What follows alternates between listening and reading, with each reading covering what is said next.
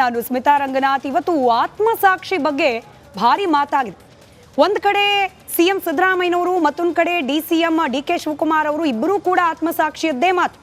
ಕೋರ್ಟ್ಗಳಿಗಿಂತ ದೊಡ್ಡದು ಆತ್ಮಸಾಕ್ಷಿ ಅಂತ ಹೇಳಿದ್ದಾರೆ ಸಿದ್ದರಾಮಯ್ಯನವರು, ಡಿಕೆ ಶಿವಕುಮಾರ್. ಇವತ್ತಿನ ಚರ್ಚೆ ಅದ್ರ ಬಗ್ಗೆನೇ ಮಾಡ್ತಾ ಹೋಗೋಣ. ಯಾರಲ್ಲಿ ಎಷ್ಟರ ಮಟ್ಟಿಗೆ ಆತ್ಮಸಾಕ್ಷಿ ಉಳಿದಿದೆ, ಅದರಲ್ಲೂ ಈ ಮುಡಾ ವಿಚಾರದಲ್ಲಿ ಆತ್ಮಸಾಕ್ಷಿ ಅಂತ ಹೇಳಿ ಯಾವ್ಯಾವ ಆಯಾಮದಲ್ಲಿ ನಾವು ತುಲನೆ ಮಾಡ್ತಾ ಹೋಗಬಹುದು ಅಂತ ಹೇಳಿ ಚರ್ಚೆಯ ಆಳಕ್ಕೆ ಇಳಿಯೋಕ್ ಮುಂಚೆ ಕಾಂಗ್ರೆಸ್ನಿಂದ ಮಹತ್ವದ ಸುದ್ದಿಗೋಷ್ಠಿ, ಸಚಿವರೇ ನಡೆಸ್ತಾ ಇರುವ ಸುದ್ದಿಗೋಷ್ಠಿ ಇದು. ಹೀಗಾಗಿ ಸಾಕಷ್ಟು ಕುತೂಹಲಕ್ಕೆ ಕಾರಣವಾಗ್ತಾ ಇದೆ. ನಾವು ಕಳೆದ ಕೆಲ ದಿನಗಳಿಂದ ಪದೇ ಪದೇ ರಿಪಬ್ಲಿಕ್ ಕನ್ನಡದ ಮಹಾಭಾರತ ಕಾರ್ಯಕ್ರಮದಲ್ಲಿ ಹೇಳ್ತಾ ಇದೀವಿ, ಇತ್ತೀಚಿನ ರಾಜಕಾರಣ ಸ್ವಲ್ಪ ಹಗರಣ ವರ್ಸಸ್ ಹಗರಣ, ಆರೋಪ ವರ್ಸಸ್ ಆರೋಪ, ದಾಖಲೆ ವರ್ಸಸ್ ದಾಖಲೆ ಹಿಂಗಾಗೋಗ್ತಿದ್ಯಾ ಅಂತ. ಈಗ ನಡೆಸ್ತಾ ಇರುವ ಪತ್ರಿಕಾಗೋಷ್ಠಿಯಲ್ಲೂ ಕೂಡ ದಾಖಲೆಗಳನ್ನ ಬಿಡುಗಡೆ ಮಾಡಿ ಬಿಜೆಪಿ ನಾಯಕರ ವಿರುದ್ಧವಾಗಿ ಹಗರಣದ ಆರೋಪವನ್ನ ಮಾಡ್ತಾ ಇದ್ದಾರೆ ಕಾಂಗ್ರೆಸ್ನ ನಾಯಕರು. ಆರ್ ಅಶೋಕ್ ಅವರ ವಿರುದ್ಧ ಭೂ ಕಬಳಿಕೆಯ ಆರೋಪ. ಲೊಟ್ಟೆಗೊಲ್ಲನಹಳ್ಳಿಯಲ್ಲಿ 100 ಕೋಟಿ ರೂಪಾಯಿ ಹಗರಣ ನಡೆದಿದೆ. ಆ ಹಗರಣದ ಹಿಂದಿರುವವರು ಆರ್ ಅಶೋಕ್ ಅನ್ನೋದು ಕಾಂಗ್ರೆಸ್ ನಾಯಕರ ಆರೋಪ. ಅದರ ನೇರ ಪ್ರಸಾರದ ದೃಶ್ಯಗಳನ್ನ ನೀವು ಗಮನಿಸ್ತಾ ಇದ್ದೀರಿ. ಪರಮೇಶ್ವರ್ ಅವರು ಮಾತನಾಡಿದ್ದಾರೆ, ಇದೇ ವಿಚಾರಕ್ಕೆ ಸಂಬಂಧಪಟ್ಟಂತೆ ಕೇಳಿಸ್ಕೊಳ್ಳಿ.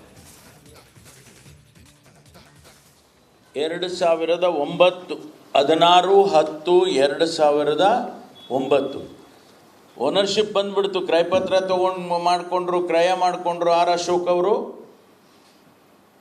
On the face of it ಅವರು ಓನರ್ ಅಂತ ಮಾಡಿಕೊಂಡ್ರು. ಆದರೆ ರಾಮಸ್ವಾಮಿ ಅವ್ರ ಕಡೆ 16/10/2009 ಡಿನೋಟಿಫೈ ಮಾಡಿಕೊಡಿ ಅಂತೇಳಿ ಸರ್ಕಾರಕ್ಕೆ ಅರ್ಜಿ ಕೊಡಿಸ್ತಾರೆ. 2009 16/10/2009 after gap of 2 years from the purchase. Ramaswamy is no more a owner. ಆದರೂ ಅವನು ಜಮೀನನ್ನು ಅಶೋಕ್ ಅವ್ರಿಗೆ ಮಾರಿದ್ದಾನೆ. ಇನ್ ಆ್ಯಕ್ಚುಯಲ್ ಫ್ಯಾಕ್ಟ್ ಡಿನೋಟಿಫಿಕೇಶನ್ ಮಾಡಿಸ್ಕೋಬೇಕಾಗಿದ್ದು ಅಶೋಕ್ ಅವರು ಮಾಡಿಸ್ಕೋಬೇಕು. ಆದರೆ ಅಶೋಕ್ ಅವರು ಓನರ್ ಅಲ್ಲ, ರಾಮಸ್ವಾಮಿನೂ ಓನರ್ ಅಲ್ಲ. ಆದರೆ ರಾಮಸ್ವಾಮಿ ಕಡೆಯಿಂದ ಡಿನೋಟಿಫಿಕೇಶನ್ಗೆ ಅರ್ಜಿ ಕೊಡಿಸ್ತಾರೆ. 2009 16/10/2009 ಓನರ್ಶಿಪ್ ಬಂದ್ಬಿಡ್ತು. ಕ್ರಯಪತ್ರ ಮಾಡಿಕೊಂಡ್ರು ಕ್ರಯ. ಅಲ್ಲಿಗೆ ಮುಡಾ ವಿಚಾರಕ್ಕೆ ಸಂಬಂಧಪಟ್ಟಂತೆ ಸಿದ್ದರಾಮಯ್ಯನವರ ವಿರುದ್ಧವಾಗಿ ಯಾವ ರೀತಿ ಆರೋಪ ಆಗ್ತಾ ಇದೆಯೋ ಆಲ್ಮೋಸ್ಟ್ ಸಿಮಿಲರ್ ಅನಿಸುವಂತಹದ್ದೇ ಪ್ರಕರಣ ಇದೀಗ ಕಾಂಗ್ರೆಸ್ ಜನರ ಮುಂದಿಡುವ ಪ್ರಯತ್ನವನ್ನ ಮಾಡ್ತಾ ಇದೆ. ಅಲ್ಲಿಗೆ ಹಗರಣ ಅನ್ನೋದು ಕೇವಲ ನಮ್ಮ ಮೇಲೆ ಮಾತ್ರ ನೀವು ಆರೋಪ ಮಾಡ್ಲಿಕ್ಕೆ ಸಾಧ್ಯ ಇಲ್ಲ, ನಿಮ್ಮಲ್ಲೂ ಕೂಡ ಅನೇಕ ಹುಳುಕುಗಳಿದೆ, ಗಮನಿಸಿ ಅನ್ನೋ ಸಂದೇಶವನ್ನ ರವಾನೆ ಮಾಡ್ತಾ ಇದೆ ಕೈಪಾಳ್ಯ. ಎನಿವೆ, ಈ ಆತ್ಮಸಾಕ್ಷಿ ಅನ್ನೋದು ಈ ಆರ್ ಅಶೋಕ್ ಅವರ ಪ್ರಕರಣದಲ್ಲೂ ಕೂಡ ನಾವೆಲ್ಲಾದ್ರೂ ಇಣುಕಿ ನೋಡೋ ಸಾಧ್ಯತೆ ಇದೆಯಾ? ಆ ಆಯಾಮದಲ್ಲೂ ಕೂಡ ಚರ್ಚೆ ಮಾಡೋಣ. ಚರ್ಚೆಯಲ್ಲಿ ಕಾಂಗ್ರೆಸ್ನ ವಕ್ತಾರರು ಹಾಗೆ ವಿಧಾನ ಪರಿಷತ್ನ ಸದಸ್ಯರಾದ ಪ್ರಕಾಶ್ ರಾಥೋಡ್ ಸರ್ ಇದ್ದಾರೆ. I think very first time in republic debate sir, so welcome, ನಮಸ್ಕಾರ. ಹಾಗೆ ಬಿಜೆಪಿ ವಕ್ತಾರರಾದ ಗೋವಿಂದ ರಾಜು ಸರ್ ಇದ್ದಾರೆ, ತಮಗೂ ಸ್ವಾಗತ ಸರ್.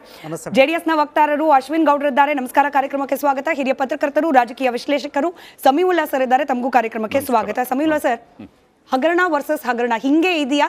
ಈಗ ಕಾಂಗ್ರೆಸ್ನವರು ನಡೆಸಿದ ಪತ್ರಿಕಾಗೋಷ್ಠಿ, ಇಲ್ಲಿ ನಾವು ಆತ್ಮಸಾಕ್ಷಿ ಹುಡ್ಕಕ್ಕಾಗತ್ತಾ ಸರ್? ನೈತಿಕತೆಯ ಆತ್ಮಸಾಕ್ಷಿ ಅನ್ನೋದು ಅದು ವ್ಯಕ್ತಿಗತವಾಗಿ ಅವರವರಿಗೆ ಬಿಟ್ಟು ವಿಚಾರ. ಮತ್ತು ನನಗೆ ಆತ್ಮಸಾಕ್ಷಿ ಅಂತ ಇದೆ ಅಂತ ಅಂದ್ಕೊಳ್ಳೋರು ಆ ಆತ್ಮಸಾಕ್ಷಿಗೆ ಅನುಗುಣವಾಗಿ ವರ್ತಿಸಬೇಕಾಗುತ್ತೆ. ಬಟ್ ಇಲ್ಲಿ ಮೂರೂ ಪಕ್ಷಗಳ ಹಗರಣಗಳು ಸಾರ್ವಜನಿಕ ವೇದಿಕೆಯಲ್ಲಿ ದೊಡ್ಡ ಪ್ರಮಾಣದಲ್ಲಿ ಚರ್ಚೆ ಆಗ್ತಿರೋದ್ರಿಂದ ಯಾರಿಗೆ ಆತ್ಮಸಾಕ್ಷಿ ಇದೆ ಮತ್ತು ಯಾರಿಗೆ ನೈತಿಕತೆ ಇದೆ ಅನ್ನೋದನ್ನ ಸಾರ್ವಜನಿಕರು ಚರ್ಚೆ ಮಾಡಬೇಕು. ಇದು ನಾಯಕರಿಗಿಂತ ಹೆಚ್ಚಾಗಿ ಸಾರ್ವಜನಿಕ ವಲಯದಲ್ಲಿ ಆತ್ಮಸಾಕ್ಷಿ ಯಾರಿಗಿದೆ, ಆತ್ಮಸಾಕ್ಷಿಯ ನ್ಯಾಯಾಲಯ ಅನ್ನೋದು ಸಾರ್ವಜನಿಕರಾಗಿರೋದ್ರಿಂದ ಹೀಗಾಗಿ ಇಲ್ಲಿ ನೈತಿಕತೆ ಎಲ್ಲಿಯವರೆಗಿದೆ, ಯಾರಿಗೆ ಎಷ್ಟು ಮಟ್ಟಿಗಿದೆ ಮತ್ತು ನೈತಿಕ ಪ್ರಶ್ನೆಗಳನ್ನು ಕೇಳುವ ಅದಕ್ಕೆ ನೈತಿಕ ಪ್ರಶ್ನೆಯನ್ನು ಕೇಳುವ ನೈತಿಕತೆಯನ್ನು ಯಾರಾದರೂ ಉಳಿಸ್ಕೊಂಡಿದ್ದಾರಾ, ಇವು ಸಾರ್ವಜನಿಕ ವಲಯದಲ್ಲಿ ಚರ್ಚೆಗೆ ಈಡು ಮಾಡುವಂಥ ಸಂಗತಿಗಳು. ಈಗ ಅಶೋಕ್ ಲೀಡರ್ ಆಫ್ ಅಪೋಸಿಷನ್ ಕೆಲವು ದಾಖಲೆಗಳನ್ನ ಈಗ ರಿಲೀಸ್ ಮಾಡ್ತಿದ್ದಾರೆ. ಡೆಫಿನೆಟ್ ನಾನು ಸ್ಮಿತಾ ರಂಗನಾಥ್. ಇವತ್ತು ಆತ್ಮಸಾಕ್ಷಿ ಬಗ್ಗೆ ಭಾರಿ ಮಾತಾಗಿದೆ. ಒಂದು ಕಡೆ ಸಿಎಂ ಸಿದ್ದರಾಮಯ್ಯನವರು, ಮತ್ತೊಂದು ಕಡೆ ಡಿಸಿಎಂ ಡಿಕೆ ಶಿವಕುಮಾರ್ ಅವರು ಇಬ್ಬರೂ ಕೂಡ ಆತ್ಮಸಾಕ್ಷಿಯದ್ದೇ ಮಾತು.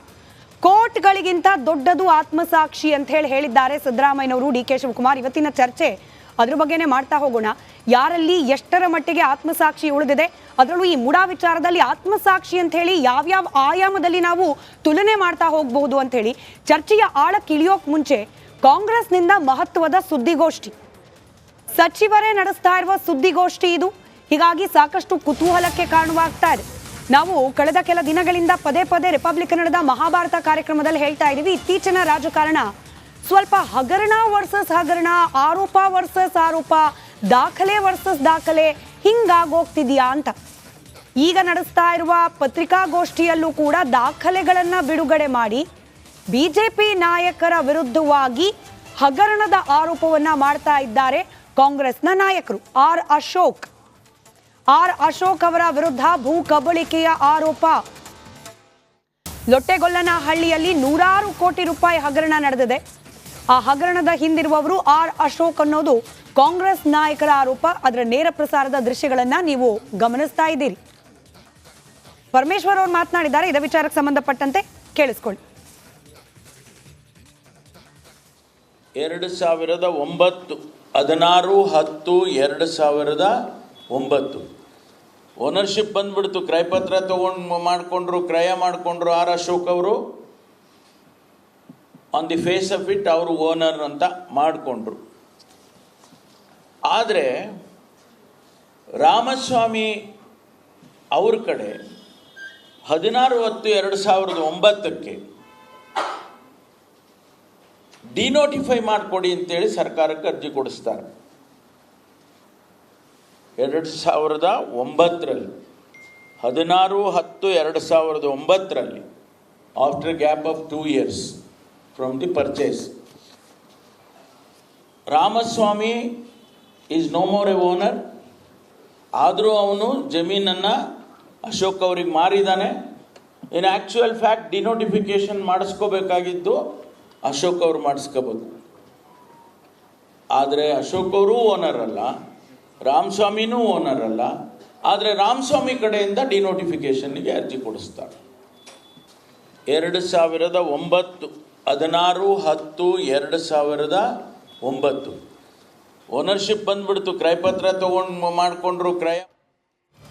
ಅಲ್ಲಿಗೆ ಮುಡಾ ವಿಚಾರಕ್ಕೆ ಸಂಬಂಧಪಟ್ಟಂತೆ ಸಿದ್ದರಾಮಯ್ಯನವರ ವಿರುದ್ಧವಾಗಿ ಯಾವ ರೀತಿ ಆರೋಪ ಆಗ್ತಾ ಇದೆಯೋ ಆಲ್ಮೋಸ್ಟ್ ಸಿಮಿಲರ್ ಅನಿಸುವಂತಹದ್ದೇ ಪ್ರಕರಣ ಇದೀಗ ಕಾಂಗ್ರೆಸ್ ಜನರ ಮುಂದಿಡುವ ಪ್ರಯತ್ನವನ್ನ ಮಾಡ್ತಾ ಇದೆ.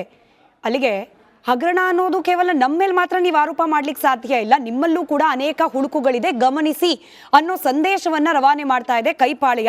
ಎನಿವೆ, ಈ ಆತ್ಮಸಾಕ್ಷಿ ಅನ್ನೋದು ಈ ಆರ್ ಅಶೋಕ್ ಅವರ ಪ್ರಕರಣದಲ್ಲೂ ಕೂಡ ನಾವೆಲ್ಲಾದ್ರೂ ಇಣುಕಿ ನೋಡೋ ಸಾಧ್ಯತೆ ಇದೆಯಾ? ಆ ಆಯಾಮದಲ್ಲೂ ಕೂಡ ಚರ್ಚೆ ಮಾಡೋಣ. ಚರ್ಚೆಯಲ್ಲಿ ಕಾಂಗ್ರೆಸ್ನ ವಕ್ತಾರರು ಹಾಗೆ ವಿಧಾನ ಪರಿಷತ್ನ ಸದಸ್ಯರಾದ ಪ್ರಕಾಶ್ ರಾಥೋಡ್ ಸರ್ ಇದ್ದಾರೆ. I think very first time in republic debate sir, so welcome, ನಮಸ್ಕಾರ. ಹಾಗೆ ಬಿಜೆಪಿ ವಕ್ತಾರರಾದ ಗೋವಿಂದ ರಾಜು ಸರ್ ಇದ್ದಾರೆ, ತಮಗೂ ಸ್ವಾಗತ ಸರ್. ಜೆಡಿಎಸ್ನ ವಕ್ತಾರರು ಅಶ್ವಿನ್ ಗೌಡ್ರು ಇದ್ದಾರೆ, ನಮಸ್ಕಾರ, ಕಾರ್ಯಕ್ರಮಕ್ಕೆ ಸ್ವಾಗತ. ಹಿರಿಯ ಪತ್ರಕರ್ತರು, ರಾಜಕೀಯ ವಿಶ್ಲೇಷಕರು ಸಮೀವುಲ್ಲಾ ಸರ್ ಇದ್ದಾರೆ, ತಮಗೂ ಕಾರ್ಯಕ್ರಮಕ್ಕೆ ಸ್ವಾಗತ. ಸಮೀವುಲ್ಲಾ ಸರ್, ಹಗರಣ ವರ್ಸಸ್ ಹಗರಣ ಹಿಂಗೆ ಇದೆಯಾ? ಈಗ ಕಾಂಗ್ರೆಸ್ನವರು ನಡೆಸಿದ ಪತ್ರಿಕಾಗೋಷ್ಠಿ, ಇಲ್ಲಿ ನಾವು ಆತ್ಮಸಾಕ್ಷಿ ಹುಡ್ಕಕ್ಕಾಗತ್ತಾ ಸರ್? ನೈತಿಕತೆಯ ಆತ್ಮಸಾಕ್ಷಿ ಅನ್ನೋದು ಅದು ವ್ಯಕ್ತಿಗತವಾಗಿ ಅವರವರಿಗೆ ಬಿಟ್ಟು ವಿಚಾರ. ಮತ್ತು ನನಗೆ ಆತ್ಮಸಾಕ್ಷಿ ಅಂತ ಇದೆ ಅಂತ ಅಂದ್ಕೊಳ್ಳೋರು ಆ ಆತ್ಮಸಾಕ್ಷಿಗೆ ಅನುಗುಣವಾಗಿ ವರ್ತಿಸಬೇಕಾಗುತ್ತೆ.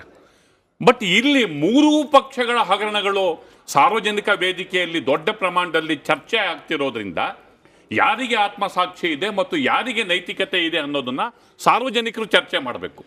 ಇದು ನಾಯಕರಿಗಿಂತ ಹೆಚ್ಚಾಗಿ ಸಾರ್ವಜನಿಕ ವಲಯದಲ್ಲಿ ಆತ್ಮಸಾಕ್ಷಿ ಯಾರಿಗಿದೆ, ಆತ್ಮಸಾಕ್ಷಿಯ ನ್ಯಾಯಾಲಯ ಅನ್ನೋದು ಸಾರ್ವಜನಿಕರಾಗಿರೋದ್ರಿಂದ ಹೀಗಾಗಿ ಇಲ್ಲಿ ನೈತಿಕತೆ ಎಲ್ಲಿಯವರೆಗಿದೆ, ಯಾರಿಗೆ ಎಷ್ಟು ಮಟ್ಟಿಗಿದೆ ಮತ್ತು ನೈತಿಕ ಪ್ರಶ್ನೆಗಳನ್ನು ಕೇಳುವ ಅದಕ್ಕೆ ನೈತಿಕ ಪ್ರಶ್ನೆಯನ್ನು ಕೇಳುವ ನೈತಿಕತೆಯನ್ನು ಯಾರಾದರೂ ಉಳಿಸ್ಕೊಂಡಿದ್ದಾರಾ, ಇವು ಸಾರ್ವಜನಿಕ ವಲಯದಲ್ಲಿ ಚರ್ಚೆಗೆ ಈಡು ಮಾಡುವಂಥ ಸಂಗತಿಗಳು. ಈಗ ಅಶೋಕ್ ಲೀಡರ್ ಆಫ್ ಅಪೋಸಿಷನ್ನು ಕೆಲವು ದಾಖಲೆಗಳನ್ನು ಈಗ ರಿಲೀಸ್ ಮಾಡ್ತಿದ್ದಾರೆ. ಡೆಫಿನೆಟ್ಲಿ